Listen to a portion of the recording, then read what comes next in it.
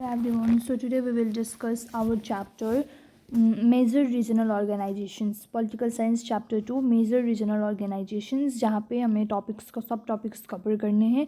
European Union, SAARC and ASEAN. But book में European Union, SAARC, ASEAN ही दिया है, बट WBCHSC ने जो सिलेबस पब्लिश किया है उसमें हमें बिम्स्टेक का भी बताया है। So we will discuss about BIMSTEC also. First ये जानना ज़रूरी है कि European Union, SAARC, BIMSTEC and ये एशियान जो है, इन सब के मेंबर्स कितने हैं, फाउंडिंग मेंबर्स कितने थे, एंड लास्ट तक अभी तक 2026 तक कितने मेंबर्स वहाँ पे अभी तक है, फाइनल मेंबर्स कौन कौन से मेंबर्स थे, कब इस्टेब्लिश हुआ, इसके हेडक्वार्टर्स क्या है। So we have to know about that. All right, European Union के कितने मेंबर्स थे, let's know about it. European member के फाउंडिंग मेंबर थे 6 मेंबर्स। 6 मेंबर्स ने मिलकर क्या किया था, यूरोपियन यूनियन को फाउंड किया था। यूरोपियन यूनियन को इस्टेब्लिश करते वक्त सिर्फ 6 मेंबर्स थे। वो थे Belgium, Luxembourg, Netherland, Germany, France and Italy. ये जो 6 मेंबर्स थे ये यूरोपियन यूनियन के फाउंडिंग मेंबर्स थे, एंड इन्हें इनर 6 भी कहा जाता है। Founding members of European Union is also known as inner 6। Okay, and अभी तक वो तो पहले थे जब यूरोपियन यूनियन फाउंड हुआ था, बट अभी यूरोपियन यूनियन के कितने मेंबर्स थे, 27 मेंबर्स। अभी यूरोपियन यूनियन में 27 मेंबर्स थे। वैसे ही अब सार्क का मेंबर आता है। सार्क का मेंबर्स कितने हैं, सार्क के मेंबर्स थे 7 फाउंडिंग मेंबर्स। सार्क को फाउंड करने वाले मेंबर्स कितने थे, सार्क को फाउंड करने वाले मेंबर्स 7 थे।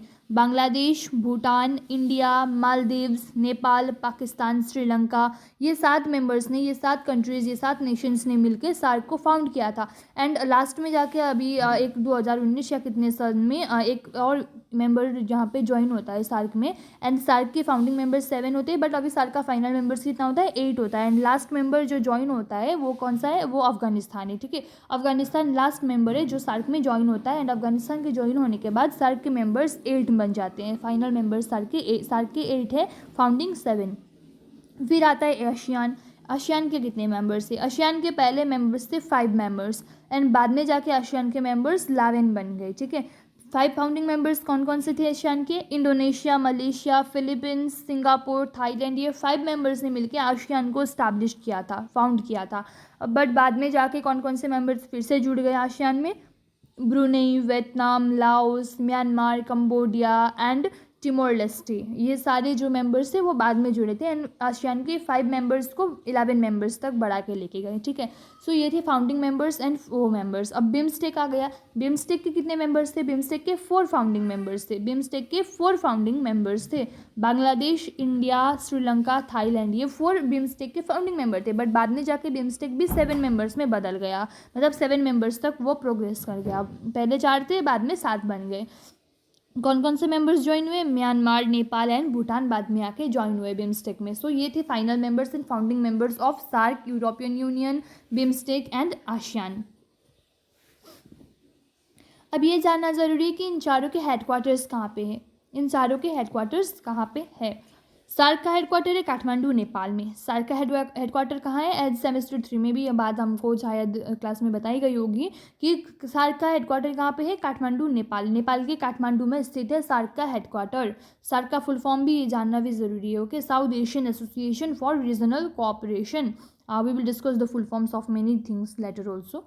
और एशियान है, आशियान। ओके, आशियान का हेडक्वार्टर कहाँ पे है, इंडोनेशिया में। इंडोनेशिया के जाकार्टा एक प्लेस है, इंडोनेशिया में जाकार्टा नाम का एक प्लेस है, वहाँ पे स्थित है एशियान का headquarter. Headquarter of ASEAN is located in Jakarta, Indonesia. Headquarter of SAARC is located in Kathmandu, Nepal. Headquarter of European Union is located in Brussels, Belgium. Belgium के ब्रुसेल्स में लोकेटेड है। ब्रुसेल क्या है, यूरोप का कैपिटल है। Okay, Brussels Europe का capital है, मतलब ब्रुसेल्स बेल्जियम में क्या है, हेडक्वार्टर है यूरोपियन यूनियन का। The headquarter of European Union is in Brussels, Belgium. फिर बिम्स्टेक आता है। ठीक है, बिम्स्टेक का हेडक्वार्टर कहाँ पे है, बांग्लादेश। बांग्लादेश ढाका, ढाका में है। ठीक है, बांग्लादेश के ढाका में है बिम्स्टेक का हेडक्वार्टर। फिर ये सार्क को इस्टेब्लिश करने का प्रपोजल किसने रखा, किसने कहा कि सार्क को इस्टेब्लिश करना चाहिए, हम लोगों को सार्क जैसा एक साउथ एशियन एसोसिएशन बनाना चाहिए, रीजनल कोऑपरेशन, मतलब साउथ एशियन एसोसिएशन हम लोगों को बनाना चाहिए बोल के, हमें कोई ऐसा एसोसिएशन बनाना चाहिए जो सारी हमारे देश को कवर कर सके, जो सारे हमारे देश की क्या कर सके, इकोनॉमी को बढ़ा के लेके जा सके। इसके लिए क्या किया, सार्क को इस्टेब्लिश किया गया। बट सार्क को इस्टेब्लिश करने का प्रपोजल किसका था? बांग्लादेश के फॉर्मर प्रेसिडेंट, बांग्लादेश के जो पहले प्रेसिडेंट थे उन प्रेसिडेंट का था, पहले मतलब फर्स्ट नहीं, ठीक है। बांग्लादेश के प्रेसिडेंट रहे हैं जियाउर रहमान इन 1980। 1980 में जब जियाउर रहमान बांग्लादेश के प्रेसिडेंट थे तब उन्होंने क्या किया, सार्क का क्या किया, सार्क को इस्टेब्लिश करना चाहिए, सार्क जैसा एक रीजनल ऑर्गेनाइजेशन हम लोगों को बनाना चाहिए और उसका नाम सार्क लगते हैं बोल के, लास्ट में नाम तो सार्क बाद में पड़ा, बट एक रीजनल ऑर्गेनाइजेशन साउथ एशियन लोगों को भी, साउथ एशियन के स्टेट्स मेंबर्स को भी एक रीजनल ऑर्गेनाइजेशन बनाना चाहिए बोल के जियाउर रहमान ने इस बात का आइडिया प्रपोज किया। जियाउर रहमान कौन थे? जियाउर रहमान 1980 के बांग्लादेश के प्रेसिडेंट है, ठीक है। The president of Bangladesh Ziaur Rahman in 1980 proposed the proposal for establishing the SARC, okay. फिर EU, सार्क, आशियान, बिम्स्टेक, ये सब फॉर्मली इस्टेब्लिश कब हुए? ये सब कुछ मतलब जो भी कंट्रीज़ थे ये सब फॉर्मली इस्टेब्लिश कब हुए? अब सार्क का आइडिया तो 1980 में दे दिया था, बट अब आइडिया देने से नहीं होता है ना, उसको बनाने में टाइम लगता है, प्रोसेस चलता है। तो सार्क फॉर्मली इस्टेब्लिश हुआ था December 8, 1985 में। सार्क कब इस्टेब्लिश हुआ था? December 8, 1985 में। बिम्स्टेक 6 जून 1997 में क्या हुआ था? बिम्स्टेक 6 जून 1997 में इस्टेब्लिश हुआ था, फॉर्म्ड हुआ था, एंड बाद में जाके BISTEC बिस्टेक बन गया 2007 में, ठीक है।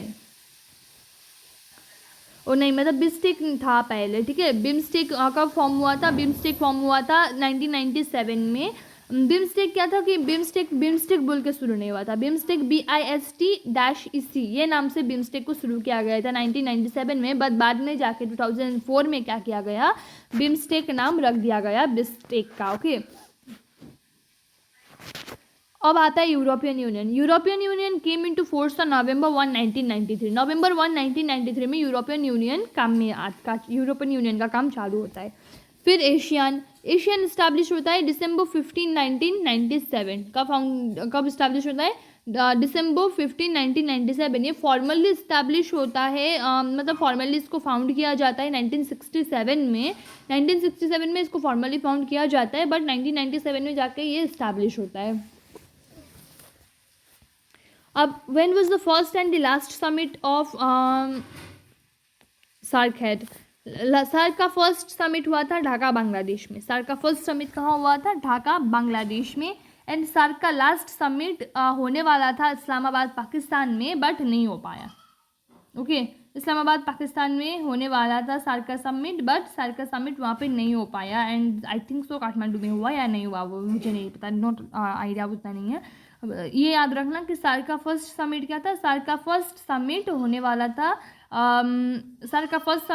था ढाका बांग्लादेश में, एंड वो हुआ। सार्क का फर्स्ट समिट ढाका बांग्लादेश में हुआ, बांग्लादेश के ढाका में हुआ। सार्क का लास्ट समिट कहाँ हुआ? सार्क का लास्ट समिट हुआ काठमांडू नेपाल में। सार्क का लास्ट समिट कहाँ हुआ? काठमांडू नेपाल के काठमांडू में हुआ।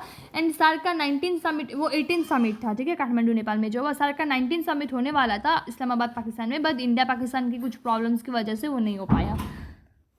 फर्स्ट सेकंड थर्ड समिट कहाँ हुआ वो याद रखना, बट ज़रूरी ये है कि 19 summit and first summit, last summit and first summit कब हुआ? लास्ट समिट 19 समिट नहीं है, वो कैंसिल हो गया, तो लास्ट समिट 18 समिट बनता है, ठीक है।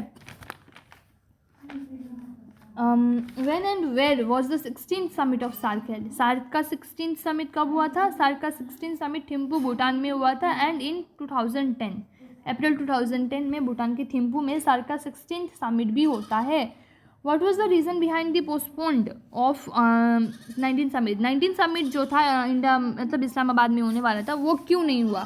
इस्लामाबाद में जो 19 समिट होने वाला था वो क्यों नहीं हुआ? Due to some unfavourable international relations या international situations, particularly the contentious relations between India and Pakistan. 19 summit has been held postponed since die.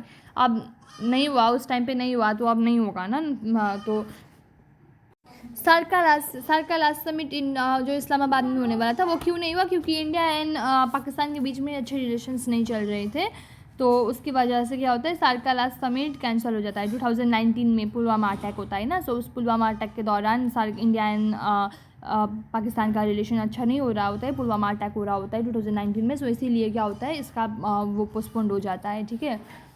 अब फुल फॉर्म्स से कुछ फुल फॉर्म्स देखने ज़रूरी है क्योंकि 1 मार्क्स में आ सकता है। SAPTA, SAPTA, South Asian preferential trade agreement, South Asian preferential trade agreement. SAARC, South Asian association for regional cooperation, EU European Union, ECO economic cooperation organisation, Asian association of South East Asian nations, BIMSTEC, Bay of Bengal initiative for multi sectoral technical and economic cooperation, UNDP United Nations development programme, EEC European economic community, UNICEF United Nations international children's emergency fund, APT Asia Pacific telecommunity, ITU international telecommunication union, SAFTA South Asian free trade area, UNDCP United Nations International Drug Control Programme, ECSE European Coal and Steel Community. These all are the important full forms of chapter 2 major regional organisations. So यहाँ पे एक question बनता है कि India को big brother क्यों कहा जाता है साउथ एशियन रीजन में. साउथ एशियन रीजन में इंडिया को बिग ब्रदर कहा जाता है. India is considered as a big brother in the South Asian region. Why is that considered? India is seen as a big brother in South Asia due to its dominant size. India का size इतना बड़ा है, बाकी अब south Asian nation से ज़्यादा बड़ा है इंडिया का साइज़. इंडिया की इकोनॉमी बाकी से अच्छी है, बाकी साउथ एशियन रीजन से अच्छी है, साउथ एशियन कंट्रीज से अच्छी है. उसकी इंडिया की मिलिट्री पावर, इंडिया का मिलिट्री पावर अच्छा है, जियोग्राफिक सेंट्रलिटी अच्छी है, यहाँ पे अच्छा फसल वसल उगता है, राइट. सो ये सब की वजह से क्या होता है, एक नेचुरल लीडर की तरह एक्ट करता है India. And also a provider of regional security. Natural leader की तरह काम करता है एंड ऑल्सो बाकियों को भी एक रीजनल सिक्योरिटी प्रोवाइड करता है इंडिया. इसीलिए इंडिया को बिग ब्रदर माना जाता है. ये जो चीज़ें कही, ये क्या करता है कि इंडिया मतलब एक बहुत ही ज़्यादा सिग्निफिकेंट एक कंट्री है इन कंट्रीज़ के लिए, एशियन कंट्रीज़ के लिए, साउथ एशियन कंट्रीज़ के लिए इंडिया एक बहुत ही महत्वपूर्ण कंट्री है. इसीलिए क्या करता है इसको क्या करते हैं, साउथ एशियन नेशंस के हिसाब से इंडिया सबसे बड़ा कंट्री है. ठीक है, साउथ एशियन नेशंस के हिसाब से इंडिया पावरफुल है, बाकी साउथ एशियन कंट्रीज़ के हिसाब से इंडिया क्या है, पावरफुल है. इसीलिए इसको बिग ब्रदर माना जाता है. मतलब बाकी कंट्रीज़ की भी ये हिफाजत करता है. इसीलिए what was the theme of Delhi summit and why was it kept? Delhi summit का थीम क्या था एंड इससे क्यों रखा गया? दिल्ली समिट का थीम था कनेक्टिविटी. दिल्ली समिट का थीम कनेक्टिविटी था एंड ये थीम कनेक्टिविटी इसलिए रखा गया क्योंकि 14 सार्क समिट जो था वो क्या हो गया, एक मतलब ये क्यों रखा गया था, टू शिफ्ट द ऑर्गेनाइजेशन. एक प्राइमरीली मतलब डिक्लेरेटरी फेज जो था उससे बड़ा करने के लिए गुड्स वगैरह सर्विसेज वगैरह क्या कर सके हम लोग एक देश से दूसरे देश में बेच सके, उसके लिए मार्केट ओपन कराने के लिए ये समिट रखा गया था. 14 समिट दिल्ली में था जो उसका थीम कनेक्टिविटी इसलिए रखा गया ताकि क्योंकि उसका थीम कनेक्टिविटी इसलिए रखा गया क्योंकि हमें मार्केट ओपन करना था ताकि गुड्स वगैरह का फ्री फ्लो है हो सके. मतलब इधर के गुड्स उधर जाके बेच सके, अमेरिका से कोई आके हमारी कंट्री में इन्वेस्ट कर सके, हमारी कंट्री से कोई जाके अमेरिका में इन्वेस्ट कर सके. अमेरिका नहीं है साउथ एशियन रीजन्स में, फिर भी मतलब ऐसे क्या कर सके, गुड्स इधर उधर करके बांग्लादेश के लोग भी इंडिया में आके क्या कर सके, गुड्स बेच सके, इंडिया के लोग बांग्लादेश जाके गुड्स बेच सके. ताकि इंडिया ऐसा ओपन मार्केट बनाना चाहता था क्योंकि बाकी जो कंट्रीज़ थे, साउथ एशियन रीजन्स के जो कंट्रीज़ थे वो क्या थे, वो थोड़े गरीब थे, तो उनको भी थोड़ा अपॉर्चुनिटी मिलना चाहिए आगे बढ़ने का बोल के ये थीम कनेक्टिविटी रखा जाता है. कोहेन एंड पार्क ने अपने बुक में क्या लिखा था? कोहेन एंड पार्क ने अपने बुक इंडिया इमर्जिंग पावर में लिखा था कि इंडिया के रोल के मतलब इंडिया के रिस्पेक्ट में लिखा था कि इंडिया का जो सार्क में रोल है उसके रिस्पेक्ट में लिखा था कि powerful enough to be forced but not powerful enough to be respected. India इतना पावरफुल है कि लोग उससे डरे, बट इंडिया इतना भी पावरफुल नहीं है कि लोग उसको रिस्पेक्ट करें. ठीक है, AFTA Asian free trade area. AFTA का फुल फॉर्म है एशियन फ्री ट्रेड एरिया. कुछ इंपॉर्टेंट क्वेश्चंस है like objectives of European union, features of European Union, challenges of European Union, origin of European Union, composition of European Union, functions and roles of European Union, challenges faced by European Union.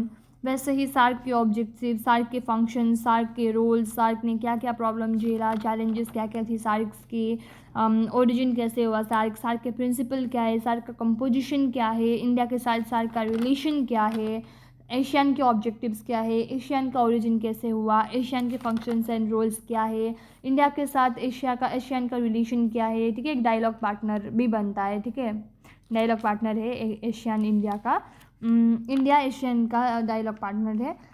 Asian के की pillars क्या है, AEC, APSC, ASCC वगैरह क्या है, Asian के की pillars हैं इनके बारे में। बिम्स्टेक एंड उसके ऑब्जेक्टिव्स क्या है, इंडिया और बिम्स्टेक का क्या रिलेशन है। So these are the important questions from chapter 2।